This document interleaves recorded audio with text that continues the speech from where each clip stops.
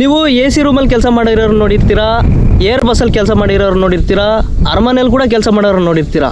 ಆದರೆ for the first time ಈ ಕಲ್ಲಿಂದ ಕೆಲಸ ಮಾಡಿರ್ತಕ್ಕಂಥ ಒಬ್ಬ ರೈತನ ನೋಡಿದ್ದೀರಾ ನೀವು? ಬನ್ನಿ ತೋರಿಸ್ತೀನಿ.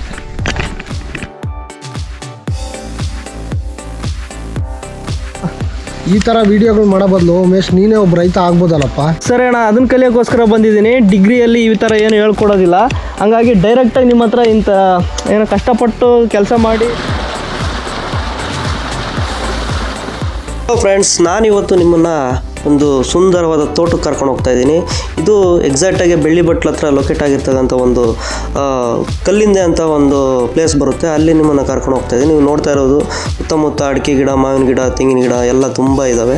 ಸೊ ಇದು ನಿಮಗೆ ವಿಡಿಯೋ ಇಷ್ಟ ಆಗುತ್ತೆ ಅಂತ ಭಾವಿಸ್ತೀನಿ. ಇಷ್ಟ ಆದರೆ ಲೈಕ್ ಮಾಡಿ, ಶೇರ್ ಮಾಡಿ, ಹಾಗೆ ಕಾಮೆಂಟ್ ಮಾಡಿ ಅಂತ ಹೇಳ್ತಾ ಈ ವಿಡಿಯೋನ ಕಂಟಿನ್ಯೂ ಮಾಡ್ತೀನಿ. ಕೊನೆವರೆಗೂ ನೋಡ್ತಾ ಇರಿ, ತುಂಬ ಚೆನ್ನಾಗಿದೆ.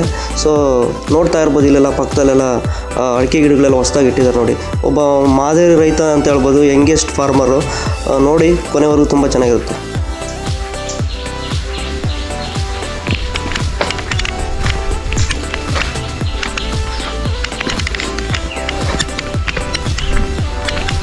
ಈ ತೋಟದೊಳಗಡೆ ಬಂದರೆ ಒಂಬಾಳೆ ಹೊಡೆದಿರ್ತಾವಲ್ಲ, ಆ ಸ್ಮೆಲ್ಲು ಪರಿಮಳ ಗಮ್ ಅಂತ ಬರ್ತಾ ಇದೆ. ನೀರು ಕಟ್ಟಿದ್ದಾರೆ ಗುರು, ಹುಷಾರಾಗಿ ನಡಿಬೇಕು, ಇಲ್ಲ ಜಾರು ಬೀಳೋ ಸಾಧ್ಯತೆಗಳಿದ್ದಾವೆ. ಹೌದು, ಚೆನ್ನಾಗಿದೆ ಅಲ್ವ ತೋಟ? ಸೂಪರಾಗಿ ಮಾಡಿದ್ದಾರೆ. ಇದು ಎಷ್ಟೋ ವರ್ಷಗಳ ಕೃಷಿ ಇದು. ಸೊ ಒಂದು 10 ವರ್ಷ ಇರುತ್ತೆ ಈ ಒಂದು ಗಿಡಗಳು ಬೆಳೆಸೋಕೆ, 15-15 ವರ್ಷ. ಬನ್ನಿ ಅವ್ರ ಬಾಯೆಲ್ಲ ಕೇಳೋಣ ಏನು ಹೇಳ್ತಾರಂತ. ಸೊ ಹಲೋ ಗಾಯ್ಸ್, ಎಲ್ರಿಗೂ ನಮಸ್ಕಾರ. ನಾನು ನಿಮ್ಮ ಉಮೇಶ್ ಪಾವಡ. ನನ್ನ ಮತ್ತೊಂದು ಯೂಟ್ಯೂಬ್ ವ್ಲಾಗ್ಸ್ಗೆ ಎಲ್ರಿಗೂ ಸ್ವಾಗತ, ಸುಸ್ವಾಗತ. ಸೊ ನಾನಿವತ್ತು ಬೆಳ್ಳಿಬಟ್ಲಲ್ಲಿದ್ದೀನಿ. ಬೆಳ್ಳಿಬಟ್ಲಲ್ಲಿ ಒಂದು ಅಡಿಕೆ ತೋಟದಲ್ಲಿದ್ದೀನಿ. ಒಂದು ಮಾಡ್ರನ್ ರೈತ ಹೆಂಗಿರ್ತಾನೆ, ಅಥವಾ ಈಗಿನ ಜನ್ರೇಷನ್ಗೆ ಹಳ್ಳಿ ಲೈಫ್ಗೂ ವಿಲೇಜ್ ಲೈಫ್ಗೂ, ಅಂದರೆ ಹಳ್ಳಿ ಲೈಫ್ಗೂ ಸಿಟಿ ಲೈಫ್ಗೂ ಏನು ವ್ಯತ್ಯಾಸ ಇದೆ ಅಂತಂದು ತೋರಿಸೋದಕ್ಕೆ ಬಂದಿದ್ದೀನಿ. ಸೊ ಯಾರಾದರೂ ಹೊಸ್ದಾಗಿ ನೋಡ್ತಾ ಇದ್ದರೆ ಈ ವಿಡಿಯೋನ ಲೈಕ್ ಮಾಡಿ, ಶೇರ್ ಮಾಡಿ, ಹಾಗೆ ಸಬ್ಸ್ಕ್ರೈಬ್ ಮಾಡ್ಕೊಳ್ಳಿ. ಇನ್ನೂ ಇಂಪಾರ್ಟೆಂಟ್ ಅಂತಂದರೆ ಈ ಒಂದು ಯಾರಾದರೂ ಈ ವಿಡಿಯೋ ನೋಡ್ತಾ ಇದ್ದರೆ ಬೇಗ ಸಬ್ಸ್ಕ್ರೈಬ್ ಮಾಡಿಕೊಂಡು ಬೆಲ್ ಐಕನ್ ಕ್ಲಿಕ್ ಮಾಡ್ಕೊಳ್ಳಿ. ನನ್ನ ಹೊಸ ವೀಡಿಯೋಸು ಇನ್ನು ಇದೇ ಥರದ್ದು ಬರ್ತಾ ಇರ್ತವೆ ಅಂತ ಹೇಳ್ತಾ ಈ ವಿಡಿಯೋನ ಕಂಟಿನ್ಯೂ ಮಾಡ್ತೀನಿ. ಬನ್ನಿ.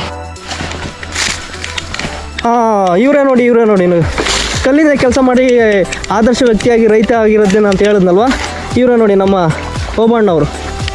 ಉಮೇಶ್, ಯಾಕಪ್ಪ ಈ ಕಡೆ ಬಂದಿದ್ಯಾ? ಅಣ್ಣ ಏನಿಲ್ಲ, ನಿಮ್ಮ ಒಂದು ಈ ವಿಲೇಜು ಫಾರ್ಮರ್ ಲೈಫ್ ಸ್ಟೈಲ್ನ ನಾನು ವ್ಲಾಗ್ ಮಾಡೋಣ ಅಂತ ಬಂದಿದ್ದೀನಿ ಅಣ್ಣ. ಸೊ ನಿಮ್ಮ ಕಡೆಯಿಂದ ನಮಗೊಂದು ಪರ್ಮಿಷನ್ ಬೇಕಿತ್ತು ವಿಡಿಯೋ ಮಾಡೋದಕ್ಕೆ. ಏನಪ್ಪ ಪರ್ಮಿಷನ್? ಯಾಕಪ್ಪ? ಏನಿಲ್ಲ ಅಣ್ಣ, ನಾನು ಈ ಥರ ರೈತನಾಗ್ಬೇಕಂತ ಅಂದ್ಕೊಂಡಿದ್ದೀನಿ, ಅದಕ್ಕೋಸ್ಕರ ಬಂದಿದ್ದೀನಿ ಅಣ್ಣ. ಮತ್ತು ಮಾಡು, ಅದರಲ್ಲಿ ಏನೈತೆ, ರೈತರಾಗಿ ಮಾಡ್ತೀವಿ ಅಂದರೆ ಅದು ಒಳ್ಳೇದೇನೆ. ಓಕೆ. 10 ಜನಕ್ಕೆ ಊಟ ಹಾಕೋ ಕೆಪಾಸಿಟಿ ಇರೋದು ರೈತನ ಒಬ್ಬನಿಗೆ. ಓಕೆ. ಬಿಟ್ಟರೆ ಪ್ರಪಂಚದಲ್ಲಿ ಯಾರಿಗೂ ಆ ಶಕ್ತಿ ಇಲ್ಲ. ಸರಿ ಅಣ್ಣ, ನೀನು ಮಾಡ್ತೀನಿ ಅಂದರೆ ನನಗೆ ಗೊತ್ತಿರೋದು ನಿಮ್ಗೆ ಹೇಳ್ಕೊಡ್ತೀನಿ. ಎಲ್ರಿಗೂ ನಮಸ್ಕಾರ. ನಂದು ಬೆಳ್ಳಿಬಟ್ಲು ಅಂತೇಳಿ, ಪಾವಡ ತಾಲೂಕು, ತುಮಕೂರು ಡಿಸ್ಟ್ರಿಕ್ಕು. ನಾನು ಅಗ್ರಿಕಲ್ಚರ್ ಫೀಲ್ಡಿಗೆ ಬಂದು ಒಂದು 20 ವರ್ಷ ಆಯಿತು. 20 ವರ್ಷದಿಂದ ಇದನ್ನೇ ಮಾಡ್ತಾಯಿದ್ದೀನಿ. ನನಗೇನು ಯಾರೂ ಗೈಡೆನ್ಸ್ ಕೊಟ್ಟಿಲ್ಲ, ಏನೂ ಇಲ್ಲ. ನನಗೆ ಹುಚ್ಚು, ನಾನು ಅಗ್ರಿಕಲ್ಚರ್ ಮಾಡಬೇಕು ಅನ್ನೋ ಮನಸ್ಥಿತಿ ನಮ್ಮದು ಯಾವಾಗಲೂ. ಚಿಕ್ಕ ವಯಸ್ಸಿಂದ ಅದೇ ಇದ್ದಿದ್ದು, ಅದನ್ನೇ ಮಾಡಿ ತೋರಿಸಿದ್ದೀನಿ. ಓಕೆ, ನಾವಿವತ್ತು ನಮ್ಮ ಓಬಣ್ಣವರು ತೋಟದಲ್ಲಿದ್ದೀವಿ. ಅವರು ಇವತ್ತು ಇಷ್ಟು ದೊಡ್ಡ ಒಂದು ತೋಟನ ಕಟ್ಟಿದ್ದಾರೆ ಅಂದರೆ ಇದರಿಂದ ಎಷ್ಟು ಪರಿಶ್ರಮ ಇದೆ, ಎಷ್ಟು ಕಷ್ಟಗಳು ಸೋಲು ಗೆಲುವುಗಳಿದಾವೆ ಅಂತಂದು ಅವ್ರ ಬಾಯಿಂದನೇ ಕೇಳೋಣ. ಅಣ್ಣ ಹೇಳಿ, ನೀವು ಈ ತೋಟನ ಕಟ್ಟೋಕ್ಕೆ ಎಷ್ಟು ಕಷ್ಟಪಟ್ಟಿದ್ದೀರಾ? ಇದರಿಂದ ಇರೋ ಒಂದು ರೋಮಾಂಚಕವಾದ ಅಂದರೆ ಆಶ್ಚರ್ಯ ಸಂಗತಿಗಳು ಏನೇನಿದ್ದಾವೆ, ಇಲ್ಲಾಂದರೆ ಇದರಿಂದ ಪಟ್ಟಿರ್ತಕ್ಕಂಥ ಕಷ್ಟಗಳು ಏನೇನಿದೆ ನಿಮ್ಮ ಬಾಯಿಂದ ಕೇಳ್ಬೇಕಂತ ಆಸೆ ಇದೆ. ಹೇಳ್ಬಿಡಿ ಅಣ್ಣ ಒಂದು ಸ್ವಲ್ಪ. ಇಲ್ಲ ಉಮೇಶ್, ಏನಂದರೆ ಇದನ್ನು ನಾನು ಇಷ್ಟೊಂದು ಮಾಡಬೇಕು ಅಂದರೆ ನಮ್ಮಪ್ಪ, ನಮ್ಮ ಚಿಕ್ಕಪ್ಪ ಅವರೇ ಕಾರಣ. ಓಕೆ. ನಮ್ಮಪ್ಪ ಚಿಕ್ಕಪ್ಪ ಅವತ್ತು ನಮಗೆ ತಿನ್ನೋಕೆ ಅನ್ನ ಇರಲಿಲ್ಲ. ಅದರಲ್ಲಿ ಗಾರೆ ಕೆಲಸ ಮಾಡಿಬಿಟ್ಟು ಅದನ್ನು ಸ್ವಲ್ಪ ದುಡ್ಡೆಲ್ಲ ಕೂಡಿಟ್ಬಿಟ್ಟು ನನಗೆ ಈ 10 ಎಕರೆ ಜಮೀನು ಮಾಡ್ಕೊಂಡು ತಿನ್ನಪ್ಪ ಅಂತೇಳಿ ಕೊಟ್ಟು. ಓಕೆ, ಇದೆಲ್ಲ 10 ಎಕರೆ ಇದೆ ಅಣ್ಣ ಈ ಕಡೆಯಿಂದ? ಇಲ್ಲೆಲ್ಲ 1 ಎಕರೆ ಅವತ್ತು 25,000 ತೊಗೊಂಡು ನಮ್ಮ ಅಪ್ಪ ಅವರು. ಅದು 2.5 ಲಕ್ಷ ಕಟ್ಟಕ್ಕೆ ಎಷ್ಟು ಸ್ಟ್ರಗಲ್ ಆಗಿದ್ದಾರೆ ಅಂತ ಅದು ನನಗೂ ಗೊತ್ತು. ನಾನಿನ್ನ ಚಿಕ್ಕವನು, ಅದರಿಂದ ಸ್ಟಾರ್ಟ್ ಮಾಡಿ ನಾನು ಬೆಂಗಳೂರಿಗೆ ಹೋಗ್ಬಿಟ್ಟು ಒಂದು 4 ತಿಂಗಳು ಕೆಲಸ ಮಾಡಿ PUC ಫೇಲ್ ಆದೆ. ನಾನು PUC ಫೇಲ್ ಆಗ್ತಿದ್ದಂಗೆ ನನ್ನೊಂದು ಇಂಗ್ಲೀಷ್ ಸಬ್ಜೆಕ್ಟ್ ಹೋಯ್ತು. ಒಂದು 2 ಸಲ ಕಟ್ಬಿಟ್ಟು ನನ್ನ ಕೈಲಿ ಆಗಲಿಲ್ಲ. ಬೇಡ ಇಲ್ಲ ಬೇಡ ಅಂತೇಳಿ ಬೆಂಗಳೂರಲ್ಲಿ ಒಂದು 6 ತಿಂಗಳು ಕೆಲಸ ಮಾಡಿ ಮತ್ತೆ ಬೋರ್ ಹಾಕ್ಸ್ಬೇಕು, ಅಗ್ರಿಕಲ್ಚರ್ಗೆ ಬರಬೇಕು ಅನ್ನೋ ಹುಚ್ಚು ನನಗೆ ಜಾಸ್ತಿ. ಅಗ್ರಿಕಲ್ಚರ್ ಅಂದರೆ ಹುಚ್ಚು ಜಾಸ್ತಿ ಇತ್ತು. ಅದಕ್ಕೆ ಅವತ್ತೇ ಬಂದುಬಿಟ್ಟು ಅವತ್ತೇ ಒಂದು 15,000 ಕೂಡಿಟ್ಟಿದ್ದೆ. ಅದ್ರ ಜೊತೆಗೆ ನಮ್ಮ ಅಪ್ಪನೂ ಸ್ವಲ್ಪ ನನಗೆ ಹೆಲ್ಪ್ ಮಾಡಿಬಿಟ್ಟು ನಾನೊಂದು ಬೋರ್ ಹಾಕ್ಸಕ್ಕೆ ಸ್ಟಾರ್ಟ್ ಮಾಡಿದೆ. ಅಲ್ಲಿಂದ ಮತ್ತೆ ಕಡಲೆಕಾಯಿ ಹಾಕಿದೆ. ಒಂದು 4 ಚೀಲ ಕಡಲೆಕಾಯಿ ಹಾಕಿದ್ರೆ ಅವಾಗ ಒಂದು 150 ಚೀಲ ಕಡಲೆಕಾಯಿ ಆಯಿತು. ಅಲ್ಲಿಂದ ಸ್ಟಾರ್ಟ್ ಮಾಡಿದೆ ನಾನು ಅಗ್ರಿಕಲ್ಚರು. ಪ್ರತಿಯೊಂದು ಗಿಡನೂ ಇಲ್ಲಿ 10 ಎಕರೆ ಫುಲ್ ಎಲ್ಲ ಮರವಳಿ ಮಾಡಿದ್ದೀನಿ. ಒಂದು ಗಿಡನೂ ಎಲ್ಲ ನಾನೇ ಬೆಳೆಸಿರೋದು. ಪ್ರತಿಯೊಂದು ಗಿಡನೂ ಇಲ್ಲಿ ನನ್ನದೇ ಆದ ಶ್ರಮ. ಇಲ್ಲಿ ಒಬ್ಬನೇ ನಾನು, ನನಗೇನು ಬೇರೆ ಯಾರು ಬ್ಯಾಕ್ ಸಪೋರ್ಟು ಮತ್ತು ನಮ್ಮ ಮನೇಲಿ ಯಾರು ಅಫಿಷಿಯಲ್ ಅಂತ ಏನೂ ಇಲ್ಲ. ನಮ್ಮಪ್ಪ ಕೂಲಿ ಮಾಡಿಕೊಟ್ರೆ ಅದನ್ನು ಪ್ರತಿಯೊಂದೂ ಇಲ್ಲಿ ಪ್ರೂವ್ ಮಾಡ್ಕೋಬೇಕು ಅಂತೇಳಿ ಕಷ್ಟಪಟ್ಟು ಮಾಡಿ ಇಲ್ಲಿವರೆಗೂ ತೊಗೊಂಡು ಬಂದಿದ್ದೀನಿ. ಇದರಲ್ಲಿ ನಮ್ಮಪ್ಪ, ನಮ್ಮಮ್ಮ, ನಮ್ಮ ಚಿಕ್ಕಪ್ಪ ಅವ್ರದ್ದು ತುಂಬ ಪಾತ್ರನೇ ಇದೆ. ನನಗೆ ಬ್ಯಾಕ್ ಸಪೋರ್ಟಾಗಿ ನಿಂತಿರೋದು ಅವರೇ. ಅವರು ಪ್ರತಿಯೊಂದು ಕೂಲಿ ಮಾಡಿ ನನ್ನ ಕೈಗೆ ಕೊಟ್ಟಾಗ ಇಲ್ಲಿ ಇನ್ವೆಸ್ಟ್ಮೆಂಟ್ ಹಾಕಿದಾಗ ನಾನು ಪ್ರತಿಯೊಂದನ್ನು ಮಾಡಿ ತೋರಿಸಿದ್ದೀನಿ ಅಷ್ಟೇ. ನಂದಂತ ಏನೂ ಇಲ್ಲ ಇಲ್ಲಿ. ನಮ್ಮಪ್ಪ, ನಮ್ಮ ಚಿಕ್ಕಪ್ಪ, ನಮ್ಮಮ್ಮ.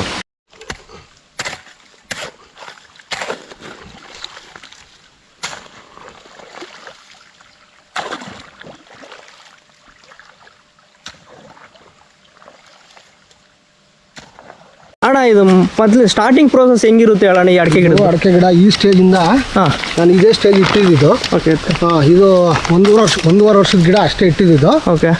ಮತ್ತೆ ಇದಕ್ಕೆ ಎಲ್ಲ ಗೊಬ್ಬರ ಹೊಡಿಸ್ಬಿಟ್ಟು ಒಂದೊಂದು ತಟ್ಟಿ ಗೊಬ್ಬರ ಹಾಕ್ಬಿಟ್ಟು JCB ಹೊಡಿಸಿದೆ ಗುಂಡಿ ದೊಡ್ಡದಾಗಿ. ಎಷ್ಟು ಗಿಡಗಳು ಇಕ್ಬೇಕು ಅಷ್ಟು ಗುಂಡಿನ ಅಷ್ಟು ಗುಂಡಿ ಹೊಡಿಸ್ಬಿಟ್ಟು ಮಾರ್ಕಿಂಗ್ ಎಲ್ಲ ಹಾಕ್ಬಿಟ್ಟು ಮಾಡಿ ಮತ್ತೆ ಅದಕ್ಕೆಲ್ಲ ಗೊಬ್ಬರ ಎಲ್ಲ ಹಾಕ್ಬಿಟ್ಟು ಮತ್ತೆ ನಾನು ಇವಾಗಲೂ ಅಷ್ಟೇ ಡ್ರಿಪ್ ಮಾಡ್ತಿದ್ದಾರೆ. ನಮ್ದು ಡ್ರಿಪ್ ಸಿಸ್ಟಮ್ ಇಲ್ಲ. ಇವಾಗಲೂ ಕಟ್ತಾ ಇದ್ದೀನಿ. ಈಗ ಅಂದ್ರೆ ನಮಗೆ ನೀರು ಜಾಸ್ತಿ ಇದಾವೆ ಮಾಡ್ತಾ ಇದೀವಿ. ಇವಾಗ ಡ್ರಿಪ್ಪೇ ಎಲ್ಲರೂ ಡ್ರಿಪ್ಪೇ ಮಾಡ್ತಾ ಇರೋದು. ಯಾಕಂದ್ರೆ ಡೈಲಿ ಬಂದು ಮಾಡೋಕ್ಕಾಗಲ್ಲ. ಆದ್ರೂ ನಾವು ಪೇಷನ್ಸ್ ಐತೆ ಇಲ್ಲೇ ಇದೀರ. ನಾವು ಇದೇ ಕಾಲುವೆಲ್ಲೇ ಬರೋ ನೀರೇ 3 ಬೋರ್ ಇದಾವೆ, ಅದರಲ್ಲೇ ಮೇಂಟೈನ್ ಮಾಡ್ತಾ ಇದ್ದೀವಿ. ಅಂದ್ರೆ ನೀರು ಕಮ್ಮಿ ಇದ್ರೆ ಡ್ರಿಪ್ ಮಾಡ್ಕೊಳ್ರಿ ಅಂತ ಹೇಳ್ತೀರಾ? ಆಪ್ಷನ್ ಬೇರೆ ಏನಿಲ್ಲ. ರೈತರು ಇವಾಗ ನೀರಿಲ್ದ ಪಾವಡ ತಾಲೂಕಲ್ಲಿ ಎಷ್ಟು ಬೋರ್ಗಳು ಕೊರೆಸ್ತಿದಾರೆ ಗೊತ್ತಾ? ಹೌದು, ಎಲ್ಲ ಕಷ್ಟ ಇದೆ. ಅಂತರ್ಜಲ ಮಟ್ಟ ಕಮ್ಮಿ ಇದೆ. ನಮ್ಮ ಪಾವಡದಲ್ಲಿ ಫಸ್ಟ್ ಆಫ್ ಆಲ್ ಕಮ್ಮಿನೇ ಅದು. ಹೌದು, ನೀರಿಂದ ಪ್ರಾಬ್ಲಮ್. ಇಲ್ಲಾಂದ್ರೆ ಬೆಂಗಳೂರಿಗೆ ಹೋಗೋ ಅವಶ್ಯಕತೆ ಏನಿತ್ತು? ಎಲ್ಲ ಎಷ್ಟೋ ಜನ ನಮ್ಮಂತ ಹುಡುಗರು ಬೆಂಗಳೂರಿಗೆ ಹೋಗಿ ಅವ್ರು ಕೊಡೋ 10,000 20,000ಕ್ಕೆ ನರಳ್ತಾ ಇದ್ದಾರೆ. ಅದೇ ಕೆರೆಗಳಿಗೆ ಆದಷ್ಟು ಬೇಗ ನೀರು ಬಂದರೆ ಆದಷ್ಟು ನಮ್ಮಂಥ ಯುವಕರು ಬಂದುಬಿಟ್ಟು ಇಲ್ಲಿ ಕೆಲಸ ಮಾಡಿಕೊಂಡು ನಾವು ಒಳ್ಳೆ ಆರೋಗ್ಯ ಸಂಪಾದನೆ ಮಾಡ್ಕೋದು. ಅದೇ ಬೆಂಗಳೂರಲ್ಲಿ ಪಾಯ್ಸನ್ ಫುಡ್ ತಿಂದು ಎಷ್ಟು ಜನ ಮಕ್ಕಳು ಹಾಸ್ಪಿಟ್ಲ್ ಸೇರ್ತಾ ಇದ್ದಾರೆ ಹೇಳಿ? ಅದು ಬೇಡ. ಆದಷ್ಟು ಬೇಗ ನೀರು ಬಂದರೆ ನಮ್ಮಂಥ ಯುವಕರೆಲ್ಲ ಬಂದುಬಿಟ್ಟು ಇಲ್ಲಿ 10 ಜನಕ್ಕೆ ಊಟ ಕಾರ್ಯಕ್ರಮ ಮಾಡಿದ್ರೆ ಒಳ್ಳೇದು ಅನಿಸುತ್ತೆ ನನಗೆ. ನೆಮ್ಮದಿ ಇರುತ್ತೆ. ಅಲ್ಲಿ ದುಡ್ಡಿದ್ರು ನೆಮ್ಮದಿ ಇಲ್ಲ ಜೀವನ. ಹೌದೌದು. ಇಲ್ಲಿ ದುಡ್ಡು ಇಲ್ದಿದ್ರು ನೆಮ್ಮದಿಯಾಗಿ ಬಾಳ್ಬೋದು. ಅಷ್ಟೇ ನನಗೆ ಗೊತ್ತಿರೋದು. ಅಲ್ಲಿ ಬಂದಿರೋ 10-15 ರೂಪಾಯಿ ತಗೊಂಡು ಏನಾದರೂ ಹೆಲ್ತ್ ಇಶ್ಯೂ ಬಂದರೆ ಅಲ್ಲೇ ಹೋಗುತ್ತೆ ದುಡ್ಡು. ಆದರೂ ಮನಸ್ಸಾಕ್ಷಿ ಸಾಯಿಸ್ಕೊಂಡು ಕೆಲಸ ಮಾಡ್ತಾ ಇದಾರೆ ಅಲ್ಲಿ.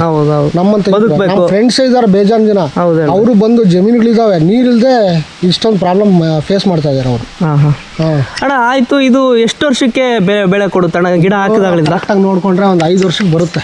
5 ವರ್ಷಕ್ಕೆ ಬೆಳೆ ಬರುತ್ತೆ. ಇಲ್ಲ ನಾವು ಸ್ವಲ್ಪ ಹಂಗಿಂದ್ರೆ 6 ವರ್ಷಕ್ಕೆ ಕಂಪಲ್ಸರಿ ಬಂದ್ಬಿಡುತ್ತದೆ. ಹೌದಾ? 6 ವರ್ಷದವರೆಗೂ ಚಿಕ್ಕ ಮಗನ ನೋಡ್ಕೋಬೇಕು ಇದನ್ನ. ಸೊ ಅಂದ್ರೆ ಇದು ಈಗ ಬೆಳೆ ಬಂದು ಎಷ್ಟು ವರ್ಷ ಆಯ್ತು ಅಣ್ಣ? ಇದು 6 ವರ್ಷ ಆಯ್ತು ಹಾಗೆ. ಅಂದ್ರೆ ಬೆಳೆ ಬಂದು 6 ವರ್ಷ. ನೀವು ಹಾಕಿರೋದು 12 ವರ್ಷ ಆಗುತ್ತೆ. 15ರಾಗ ಹಾಕಿದ್ರಾ? ಹೌದು, 15-14 2014ರಲ್ಲಿ ಹಾಕಿರೋದು. ಅದಕ್ಕೆ ನೋಡಿ ಎಷ್ಟು ದೊಡ್ಡ ಗಿಡಗಳು ಬೆಳೆದಿದ್ದಾವೆ. ಅಲ್ಲಣ್ಣ ಇನ್ನೊಂದು ಇದಕ್ಕೆ ಹೆಂಗೆ ಏನು ಅಂತ ಸಪೋರ್ಟಿವ್ ಆಗಿ ಏನಿರಬೇಕು? 3 ವರ್ಷಕ್ಕೊಂದ್ಸಲ ಗೊಬ್ಬರ ಹೊಡಿಸ್ಬೇಕು. ಮಣ್ಣಿದ್ರೆ ಮಣ್ಣು ಹೊಡಿಸಿದ್ರೆ ಆಟೋಮೆಟಿಕ್ ಚೆನ್ನಾಗಿ ಬರುತ್ತೆ. ಮಣ್ಣು ಬೇಕಿದ್ರೆ ಮೈನ್. ಮಣ್ಣು ನೀರಿದ್ರೆ ಇದೇನು ಪ್ರಾಬ್ಲಮ್ ಇಲ್ಲ. ಮೈನು ನೀರು ಬೇಕು. ಮಣ್ಣು 1 ವರ್ಷ ಹಂಗು ಹಿಂಗು ಆದ್ರೆ ನಡೀತದೆ. ನೀರು ಜಾಸ್ತಿ ಇರ್ಬೇಕಾ ಅಡಿಕೆ ತೋಟಕ್ಕೆ? ನೀರು ಬೇಕು. ಕಂಪಲ್ಸರಿ ಅಡಿಕೆ ಗಿಡಕ್ಕೆ ನೀರಿದ್ರೇನೆ ಆಗೋದು. ಮಾವಿನ ಗಿಡಕ್ಕೆ ನೀರಿಲ್ಲ ಅಂದ್ರೆ ನಡೆಯುತ್ತೆ. ಬೇಸಿಗೆ ಕಾಲದಲ್ಲಿ ಒಂದ್ಸರಿ 2 ಸಲ ಬಿಟ್ಟರೆ ನಡೆಯುತ್ತೆ. ಮಳೆ ನೀರಾದ್ರೂ ಓಕೆ. ಮಾವಿನ ಗಿಡ ನ್ಯಾಚುರಲ್ ಆಗಿ ಬೆಳ್ಕೊಂಡ್ ಬಂದ್ಬಿಡ್ತಾವೆ. ಇದು ಮಾತ್ರ ನೀರು ಕಂಪಲ್ಸರಿ ಇರ್ಬೇಕು ಇದಕ್ಕೆ. ನೀರಿದ್ರೆ ಅಡಿಕೆ ಗಿಡ, ಇಲ್ಲಾಂದ್ರೆ ಇಲ್ಲ. ಇದು ಹೆಂಗಣ್ಣ ನೀವು ಕೊಯ್ಲು ನೀವೇ ಕೊಯ್ತೀರಾ? ನಾನು ಕ್ವಿಂಟಲ್ ಲೆಕ್ಕ ಕೊಡ್ತಾ ಇದ್ದೀನಿ ಅಷ್ಟೇ. ಅಂದ್ರೆ ಗಿಡ 1800 ಹೆಂಗೆ ಅಂದ್ರೆ ರೇಟ್ ಮೇಲೆ ಡಿಪೆಂಡ್. ಗಿಡದ ಲೆಕ್ಕನ ಫುಲ್ ಹೋಲ್ಸೇಲ್? ಕ್ವಿಂಟಲ್ ಲೆಕ್ಕ ಹಸಿ ಅಡಿಕೆನೆ. ಅವ್ರು ಕಿತ್ತಾದ್ಮೇಲೆ ಇಷ್ಟು ಕ್ವಿಂಟಲ್ಗೆ ಇಷ್ಟು ದುಡ್ಡು ಅಲ್ಲಿ ಅವರೇ ಬಂದು ಸ್ಕೇಲ್ ತಗೊಂಡು ಹಾಕೊಂಡು ಹೋಗ್ತಾರೆ. ಹಂಗೆ. ಸೊ ಈ ಕಡಲೆಕಾಯನ್ನು ಬೆಳೆದಾಗ ನಾವು ಹೆಂಗೆ ಬಿಡಿಸಿ ಕೊಡ್ತೀವಿ ಹಂಗೆ. ಈ ಸಲ ಒಂದು 90 ಕ್ವಿಂಟಲ್ 95 ಕ್ವಿಂಟಲ್ ಆಗಿತ್ತು ಈ ಸಲ. ಆಗಿತ್ತಾ?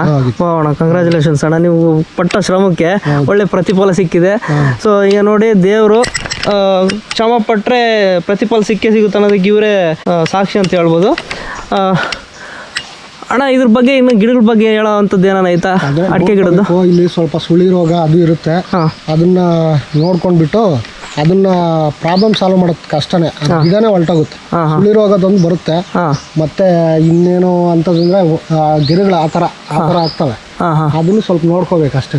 ಓಕೆ, ಅದಕ್ಕೇನು ಔಷಧಿ ಏನೋ ನೋಡಿ ಔಷಧಿಗಳು ಕೊಡ್ತಾರೆ, ಬುಡಕ್ಕೆಲ್ಲ ಅಗದು ಸ್ವಲ್ಪ ಹಾಕ್ಬೇಕು, ಅದು ಆ ಥರ ಎಲ್ಲ ಬಂದಿದೆ. ಅದನ್ನೆಲ್ಲ ನಾನೇನು ಯಾವತ್ತು ಮೆಡಿಸಿನ್ ಹಾಕಿಲ್ಲ, ಏನಿಲ್ಲ, ನ್ಯಾಚುರಲ್ ಆಗಿ ಬರೀ ಗೊಬ್ಬರ ಹಾಕೋದು, ಮಣ್ಣು ನೋಡಿಸೋದು ಅಷ್ಟೇ ಮಾಡ್ತಾ ಇದ್ದೀನಿ. ಸಾವಯವ ಗೊಬ್ಬರ ಹಾಕಿದೆ ಅಷ್ಟೇ ಬೇರೆ ಏನು ರಾಸಾಯನಿಕ ಗೊಬ್ಬರಗಳು ಏನೋ ಹಾಕಿಲ್ಲ. ಓಕೆ, ಇನ್ ಕೇಸ್ ಏನಾದರೂ ಆ ಥರದ್ದು ಏನಾದ್ರು ಸುಳಿ ರೋಗ ಬಂದರೆ ಸ್ಪ್ರೇ ಮಾಡ್ತೀರಾ? ಸ್ಪ್ರೇ ಮಾಡೋದು ನಾವು ಇಲ್ಲಿವರೆಗೂ ಇಟ್ಕೊಂಡಿಲ್ಲ. ಸ್ಪ್ರೇ ಮಾಡ್ತಾ ಇದ್ದಾರೆ, ಅದು ನಮಗೂ ಇನ್ನೂ ಸ್ವಲ್ಪ ಅದ್ರ ಬಗ್ಗೆ ಐಡಿಯಾ ಇಲ್ಲ. ಅದನ್ನ ಮಾಡ್ಕೊಂಡ್ರೆ ಅದು ಹಂಗಾದ್ರೆ ನಾವು ಸ್ಪ್ರೇ ಮಾಡ್ಬೇಕಷ್ಟೆ. ಸರಿ ಅಣ್ಣ, ಇನ್ನೊಂದು ಕ್ವಶನ್ ನಿಮ್ಮನ್ನು ಕೇಳಬೇಕು. ಈ ತೋಟ ಎಲ್ಲ ಹೆಂಗೆ ಬೆಳೆಸಿದ್ರಿ? ಯಾರು ಕೊಟ್ಟರು ನಿಮ್ಗೆ ಈ ಪ್ಲಾನ್ ಎಲ್ಲ? ಯಾವ ಥರ ಇದನ್ನೆಲ್ಲ ನಿಭಾಯಿಸಿದ್ರಿ ಒಬ್ಬರೇ ಅಂತಂದು ಹೇಳ್ತಿರಲ್ಲ? ನಿಮ್ಮ ಚಿಕ್ಕಪ್ಪರು ಅಪ್ಪ ತಂದೆ ಎಲ್ಲ ಬ್ಯಾಕ್ ಬೋನ್ ಆಗಿ ಇರ್ತಾರೆ, ನೀವು ಒಬ್ಬರೇ ಹೆಂಗೆ ನಿಭಾಯಿಸಿದ್ರಿ ಅದನ್ನು ಒಂಚೂರು ಹಂಗೆ ವಿವರಣೆ ಕೊಡ್ತೀರಣ್ಣ ನಮ್ಮ ವ್ಯೂವರ್ಸ್ಗೆ? ನಾನು ಫಸ್ಟ್ ಒಂದು 3 ಇಯರ್ಸು ಬರೀ ಶೇಂಗಾ ಹಾಕ್ತಿದ್ದೆ. ಶೇಂಗಾದಲ್ಲೇ ಸುಮ್ಮನೆ ಸ್ಟ್ರಗಲ್, ಕೂಲಿಯರ್ ಸಿಗ್ತಿರ್ಲಿಲ್ಲ. ಮತ್ತೆ ಏನು ಮಾಡಿದೆ, ಹಿಂಗೆ ಆದರೆ ತುಂಬ ಕಷ್ಟ ಆಗುತ್ತೆ ಒಬ್ಬನೇ ಮೇಂಟೈನ್ ಮಾಡೋದು. ಮತ್ತೆ ಏನು ಮಾಡಿದೆ, ಪಕ್ಕದಲ್ಲಿ ಎಲ್ಲ ರೆಡ್ಡಿದ್ರು ಮತ್ತು ನಮ್ಮ ಅಕ್ಕಪಕ್ಕದಲ್ಲೆಲ್ಲ ಅಡಿಕೆ ತೋಟ ಬೆಳೆಸಿದ್ದಾರೆ, ಅದನ್ನೇ ಹಾಕು ಅಂತ ಸಜೆಷನ್ ಮಾಡಿದ್ರು. ಸಜೆಷನ್ ಮಾಡಿದ್ರೆ ಏನು ಮಾಡಿದೆ, ನಮಗೆ ಗೊತ್ತಿರೋ ಹತ್ರನೇ ಗಿಡಗಳು ತೊಗೊಂಡ್ಬಂದು ಮತ್ತೆ ಆ ವರ್ಷ ಹಾಕೋಣ ಅಂತ ಹೇಳ್ಬಿಟ್ಟು ಒಂದು 1000 ಅಡಿಕೆ ಗಿಡ ಫಸ್ಟ್ ಹಾಕಿದೆ. 1000 ಗಿಡ ಹಾಕಿದೆ. ಇದರಲ್ಲಿ ಇವಾಗ ಬೆಳೆಗೆ ಬಂದು ಒಂದು 6 ವರ್ಷ ಆಯ್ತಿದೆ. ಇದು ಒಂದು 12 ವರ್ಷ ಆಯಿತು ನಾನು ಇಟ್ಬಿಟ್ಟು. ಈ ಗಿಡಗಳೆಲ್ಲ ಈ ತೋಟ ಈ ಗಿಡಗಳ ಇದು ಎಷ್ಟು ಎಕರೆಗೆ ಐತಣ್ಣ? ಇದಿಷ್ಟು ಇದು 2 ಎಕರೆಗೆ ಐತೆ. 2 ಎಕರೆಗೆ ಸರಿ. ಪರ್ ಇಯರ್ನು ಒಂದು 5 ಲಕ್ಷ 6 ಲಕ್ಷ ಮಾಡ್ತೀನಿ ವರ್ಷಕ್ಕೆ. ಮತ್ತೆ ಇನ್ನೊಂದು 1600 ಗಿಡ ಇಟ್ಟಿದ್ದೀನಿ. ಆ ಕಡೆ ಚಿಕ್ಕ ತೋಟ. ಓಕೆ, ಅದು ಇನ್ನೊಂದು 3 ಇಯರ್ಸ್ ಬರುತ್ತೆ. ಸರಿ. ಅದನ್ನ ನೋಡ್ಕೊಂಡು ಮತ್ತೆ ಒಂದು 500 ಮಾವಿನ ಗಿಡ ಇದಾವೆ, ಅವನು ಬೆಳೆಸಿದ್ದೀನಿ. ಓಕೆ, ಒಂದು 100 ತೆಂಗಿನ ಗಿಡ ಇದಾವೆ, ಅವನು ಬೆಳೆಸಿದ್ದೀನಿ. ಎಲ್ಲ ಇವಾಗೇನೋ ಫಲ ಬಿಡೋ ಸ್ಟೇಜ್ ಬಂದಿದ್ದಾವೆ. ಅದೇ ಒಳ್ಳೆ ಗ್ರೇಟ್ ಅಚೀವ್ಮೆಂಟ್ ಅಂತ ಹೇಳ್ಬೋದಣ್ಣ. ಸರಿ ಅಣ್ಣ, ಇದು ಇವಾಗ ಸದ್ಯಕ್ಕೆ ಈ ಒಂದು ಅಡಿಕೆ ಗಿಡಗಳು ಎಷ್ಟಿದಾವೆ ಅಂತ ಹೇಳಿದ್ರೆ ಹೇಳಿ? 1000 ಇದೆ. 2 ಎಕರೆಗೆ 1000 ಇಟ್ಟಿದ್ದೀರ. ಸೊ 2 ಎಕರೆಗೆ ನೋಡಿ ಎಷ್ಟು 1000 ಇಟ್ಟಿದ್ದಾರಂತೆ. ಸೊ ಅಂದರೆ ನೀರಿದ್ರೇ ಎಲ್ಲ ಮಾಡೋಕ್ಕೆ ಸಾಧ್ಯ ಇಲ್ಲ ಅಂತ ಹೇಳಲ್ಲ, ಬಟ್ ಆದರೂ ಕೂಡ ಒಂದು ಅವಾಗ ಥಾಟು ಇಲ್ಲಿ ಏನಂತಂದರೆ ಕಲ್ಲಿಂದೆ ಅಂತಂದರೆ ಇಲ್ಲಿ ಏನೂ ಇರಲಿಲ್ಲ, ಇಲ್ಲಿ ಜನ ಬರೋಕ್ಕೆ ಹೆದರ್ಕೊಳ್ಳೋರು.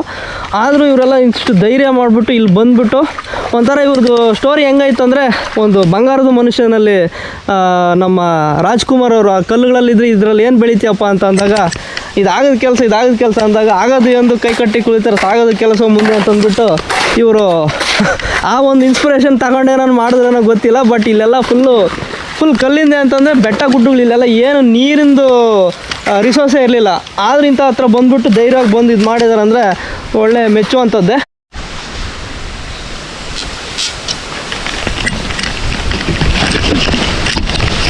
ಸೊ ಈಗ ಡ್ರಿಂಕ್ಸ್ ಬ್ರೇಕು.